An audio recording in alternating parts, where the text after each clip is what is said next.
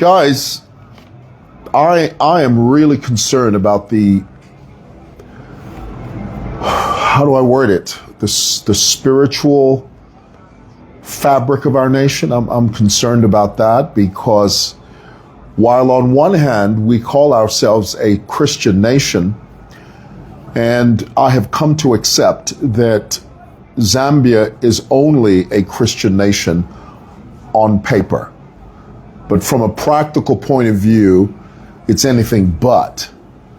On the one hand, while we say we are a Christian nation, on the other hand, we are the most superstitious people you have ever come across. In one breath, we say, praise the Lord, hallelujah. In the next breath, you're scared that somebody has the power to cast a spell on you and your family.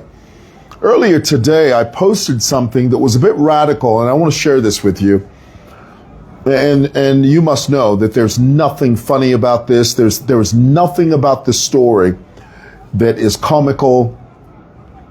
It's a sad story, and yet it repeats itself over and over and over again in communities all across our country. And you know, honestly, I almost didn't answer this phone call. I received lots of phone calls on my phone, and of course that's going to change in the next several months if the Zambian people, the people of Lusaka, give me an opportunity to serve as mayor of this town, the capital city of Zambia. That's going to change. But this morning, as I was getting ready for work, a phone call came through, and I looked at the number, and it's a number I did not recognize, and it was certainly a number I didn't save in my phone. I answer it, and there was this young lady who sounded very distressed on the other side. She was talking. I was listening to her speak, and I almost said to her, you know, I'm about to get in my car and I'm rushing into town. I've got a meeting. Some of you know that I had a meeting this morning with a group that is helping us clean and install bins along Church Road right in front of Evelyn Hone College. So I was getting ready for work and getting ready to go see this group of people. And this phone call came in, and this lady says to me, she says, Mr. Mwewa, if you just give me 2 minutes of your time, I need to explain to you, I am in a life and death situation right now, this very moment. And those words sort of gave me pause. And it was the fear in her voice that I could hear. And so I said to her, I said, what's wrong? So she proceeded to tell me the story. She said that I'm in the house with my mother. My husband is planning on killing me. I said, what? She said, yes. My husband is planning on killing me because he is convinced that I have a ghost, a spirit that follows me at night. And he was told by one of these so-called witch doctors, which they're not, the moment, let me pause here for a second. The moment you refer to them as witch doctors, the moment you say they are witch doctors, you are empowering them. You are giving them power that neither they deserve nor possess. Oh, that's a deep one there, boy. Let me pause and stop there for a moment. This is the reason, you see, I consciously refer to them as scammers, because I know that the moment I just use the word witch doctor, some of you immediately will be arrested mentally, spiritually, physically. Those words will arrest you. The moment we begin to evoke the words witch doctor, it paralyzes you. And that is what it's meant to do. It's meant to paralyze you. It's meant to place you in a corner of fear. It's meant to box you in a corner of discombobulation. I mean, that's the whole scam. So it's important for us to understand and to call them out for what they are. They are not witch doctors. They are scammers. And this lady proceeded to tell me, she said, my husband is convinced, he was told by a witch doctor, a scammer, that I had a spirit that follows me at night. And the only way to get rid of it is for my husband to literally unalive me, is to kill me. So I said to her, I said, why don't you call the police? Now, here's the con. Because these people that think like this, these psychotic, these psychotic imbeciles, she said, my husband tracks everything that I do, and he's told me that the moment I call the police, he will know, he will see the evidence of my call to the police on his phone, and he'll kill me quicker than what he's planning on doing. I said, honey, your husband doesn't even have the ability to retrieve a missed call, much less track your phone call to the police.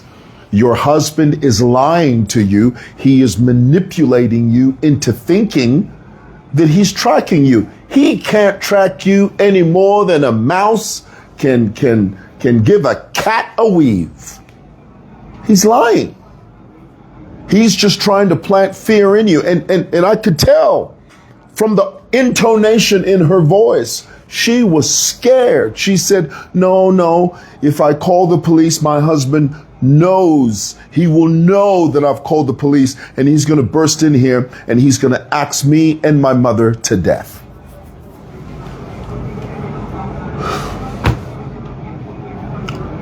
So I said to her, I said, so what do you want me to do? She said, I don't know. I said, can I tell you what I want to do? I said, I'm going to post this on Facebook. I'm going to let everybody know that you got a crazy husband that's about to kill you. Why must we read a story after the fact? I said, if he kills you tomorrow morning, we're going to read that you were killed and you were axed. So I might as well just put it out there while you're alive. No, don't do that. I said, honey, if you don't call the police, I will on your behalf. I said, tell me where you live. She told me. She says, I live in Mwewa South. In Mwewa South, opposite Community Christ Church something. Flat number 3, she told me. I looked at her number. I said, I'm going to post your number and your location and your story. And I hung up the phone. And I did. Why am I telling you the story? Because this story is a product of these people I call scammers. You would be shocked at how much faith these people have in these so-called witch doctors, these so-called traditional healers. Now, I've made it clear that I'm on a mission. One of the things that I have included in my manifesto as mayoral candidate for the city of Lusaka is that, number one, I want to get rid of these banners that are being hammered on trees and Zesco pole lines all across this nation. They do it with impunity because they know that the general public fear them, not me, because I know who they are. I see right through them. There are 2-bit idiots that do nothing but want to scam vulnerable people that don't know better. But the vast majority of our people are in that category. They don't know better. They don't. I mean, earlier today, some of you saw it. I was doing a cleaning exercise with a group of young, smart, energetic, white-hot kids. I mean, these kids are on fire. They know that let me digress here and say, there's nothing better than holding hands with people that are not only like-minded, but they have the passion you have. When they speak about orderliness and cleanliness, you can not only hear it in their voices, you can see it in their eyes. They want a clean environment. They're not doing it from a mechanical point of view. They're doing it because it's in here. It's deeply embedded within the recesses of their soul, their spirit. It sizzles in their oblongata. It marinates in their being. But one of the girls, you know, while we were cleaning the drainage system along Church Road, you know this, you watched this, I've posted the video. One of the girls walked up to me and she was a bit shaken. And I looked at her and I thought, what's the deal? She says, oh, I've just seen some charms. I said, you've seen what? She said, I've seen some charms in the ditch and I know that they're by these witch doctors and I'm afraid to touch it. I said, what are you afraid of? She says, oh, I don't know, because if I touch it, I might find myself trapped in a bottle. You really believe that? You really believe that somebody out there has the ability to shrink you and place you in a bottle? You believe that? Yeah, well, I mean, I don't know. I don't want to touch it. I might disappear. I said, honey, come with me. So we walked over to the ditch. She pointed at it. She said, there it is. I went into the ditch. I wore some gloves and I picked it up and I said, this is nonsense. It's just a bundle of twigs, a bottle and a base that's half broken. I threw it in a little bin thing. And I know on social media, somebody said, so if you're not afraid, Mr. Mwewa, why did you wear gloves? Well, because I don't want to touch feces. Is that graphic enough for you? I don't want to touch urine. Because, you know, this is the thing about Zambians, is that even when it is obvious, when I put on a glove, it is to protect me against filth, germs. But because Zambians are so skewed, because you've got a skewed mind, you say, oh, Mr. Mwewa, you're scared. You know that stuff has power. That's why you're wearing gloves. No, I'm wearing gloves because I don't want to touch feces. I don't want to touch urine. Is that clear? Or do you want me to explain that further? It's the saddest thing. So here it is, guys. I want you to know that we are at a crossroads as a nation, I believe. And one of the ways to combat this growing malignant belief amongst our people is to begin to tear down these signs. The act of tearing down these signs is both physical and symbolic. What I mean by that is, if we can tear down the physical signs, we can tear down the mental signs. Woo! Woo! Boy, that's good. Somebody give me a pulpit. Let me preach. Let me turn me loose, boy. Because when we tear down those signs physically, we can tear those signs down mentally. That's where it begins. And my appeal is that there is a doctor by the name of Dr. Rodwell Vongo, or is it Mvungo?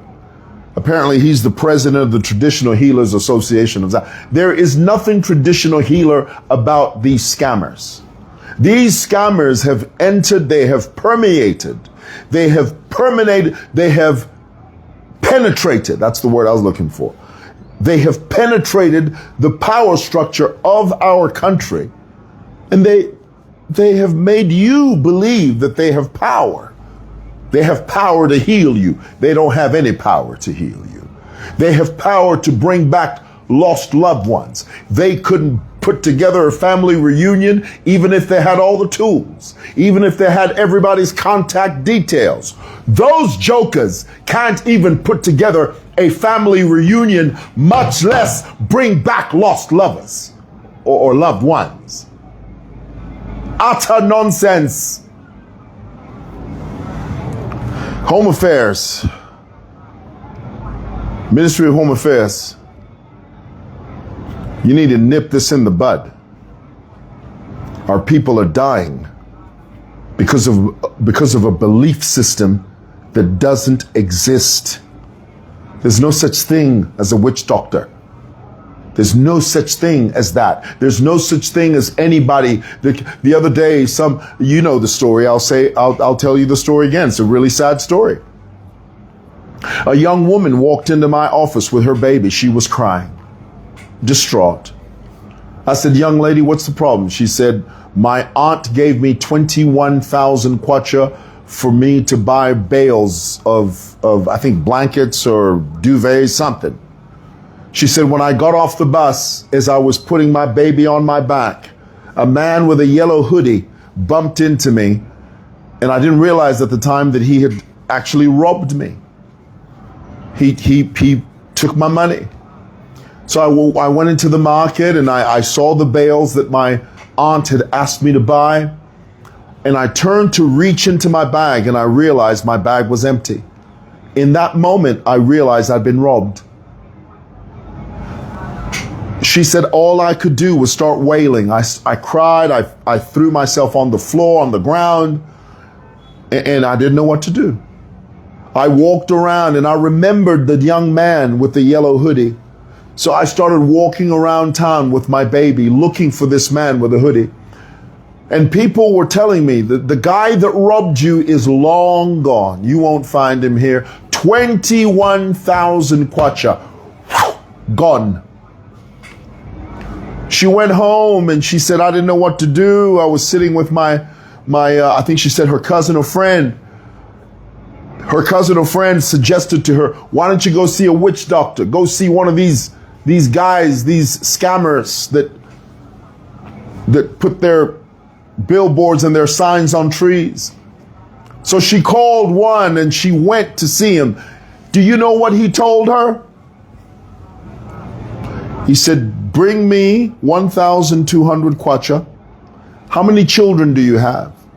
She said, I've got 2 babies.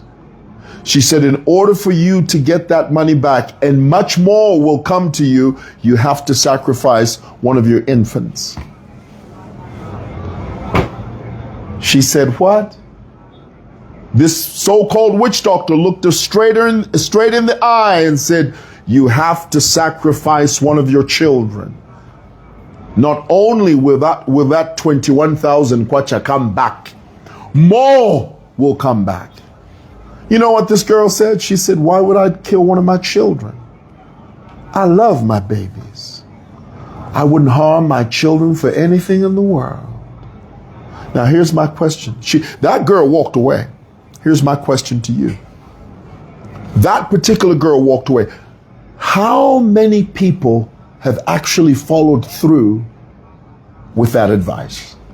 Stories that you and I will never, ever hear. How many people have walked away from these so-called witch doctors who have told them, sacrifice your child so that you get more money? How many people that you and I will never, ever hear about followed through with that advice? You tell me. See, that's what we're dealing with. That's what we're dealing with. Ministry of Home Affairs, police, immigration. If this city gives me an opportunity to serve as mayor, we're going to make sure these guys are thrown under the bus. We're going to put a line through their names instead of under it. That's what we're going to do. We're going to let the Zambian people, the people of Lusaka, know that this is a hoax. There's no such thing as a witch doctor. There's no such thing as a traditional healer. And even that organization called the Traditional Healers Association of Zambia, that should be banned. People are coming in here under the guise, under the umbrella, under the camouflage of traditional healers. And yet the truth is, they're scammers. They're up to no good. The truth is not in him, and they desire to sift you as wheat and devour you like meat on a plate. They're up to no good. And I'll tell you, let me tell you, the moment you allow anyone, whether it's a papa or these scammers, the moment you allow them to penetrate the power structure of your family, honey, they will cause a variety of damage. All it takes is one of you in your family to say, no, oh my goodness, run from them like you would run from a rattlesnake. Run from them like you would run from a black mamba. The truth is not in them, and they are hell-bent to make your lives miserable. Liberate yourself. Free yourself from that. Separate yourself from that. And do the right thing. All right. Thought I'd share that with you guys. Can I read some of your comments?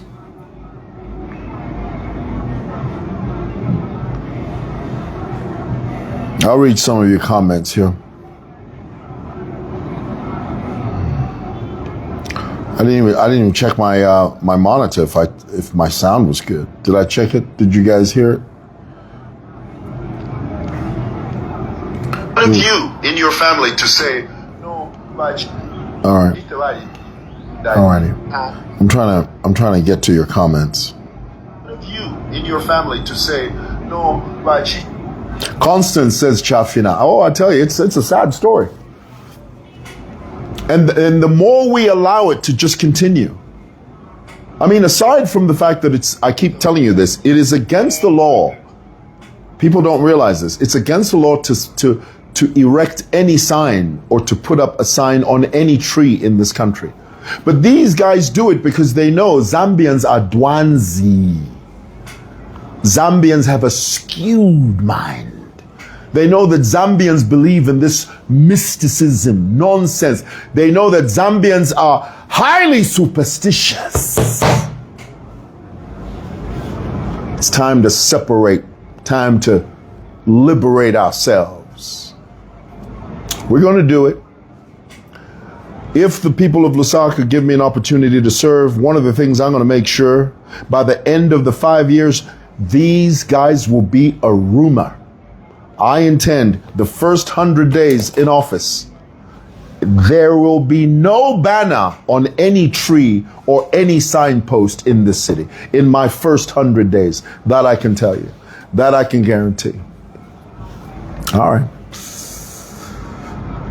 Thought I'd share that with you. Samantha Holland, I see you. Thank you. This campaign should be supported by any well-meaning Zambian. Moses says that. It's time these scammers disappeared. Thank you. Thank you, guys. Well, hey, guys, I got to go. I got to call somebody. I got to call. You got to call somebody. You know, Bob Dylan sang a song in which he said, you got to call somebody. Actually, it was the title of the song was You Got to Serve Somebody, not call somebody, serve somebody. Thanks for watching, guys. God bless. Bye.